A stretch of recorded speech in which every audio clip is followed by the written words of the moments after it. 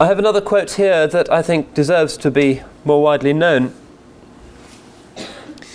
One of the greatest Ottoman educationalists, and the Ottoman Empire was particularly concerned to inculcate sacred knowledge, and the great men and indeed the great women of the Ottoman Empire were busy in establishing madrasas almost from the moment of the state's inception.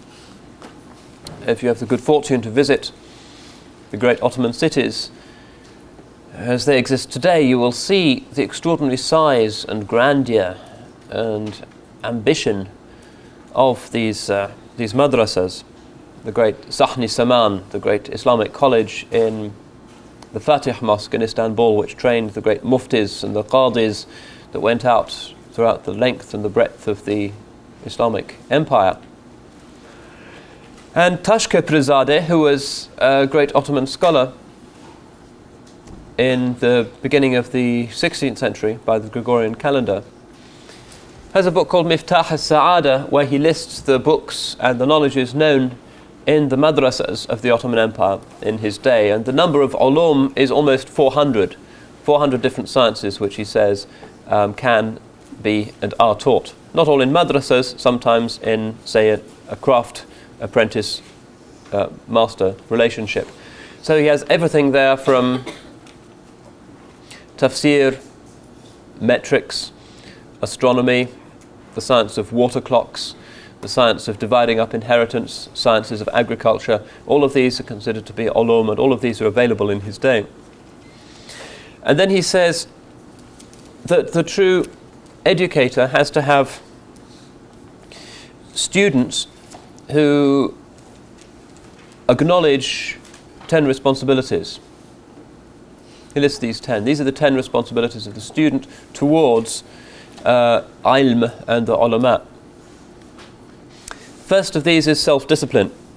The student has to be able to control himself, has to be able to manage his time adequately, has to prepare lessons, mustn't be lazy. So riyadat an-nafs, a basic religious method and virtue, is necessary in education as it is in ibadah. Secondly, the talib, the student, must strive after sincerity of intention. None of what he does will be any good whatsoever if he is doing it for dunyawi purposes, or in a fit of absent-mindedness, or because, as sometimes happens in the Muslim world today, he's not qualified for any other profession. Thirdly, he says the student must constantly strive to reduce worldly distractions, which means that the place where the student stays has to be austere and simple, not full of games, distractions, unnecessary visitations from friends at night. Distractions have to be cut down, and the student has to have a deliberate policy through muhasabah of reducing unnecessary worldly distractions. Fourthly, part of this also is resisting laziness. You can't become an alim if you're guilty of kasal, or sloth, laziness. Fifthly, the student must accustom himself to the idea that he will always be a student, that the acquisition of knowledge continues until the moment when we enter the grave, that it's not as if we learn until a certain point after which we are ulama and then we just teach and stop learning.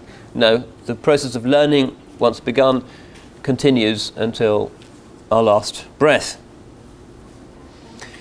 Sixthly, the student has the responsibility and the duty to choose a teacher who is not just qualified educationally, but is pure-hearted and sincere, somebody who clearly has been transformed by his ulum.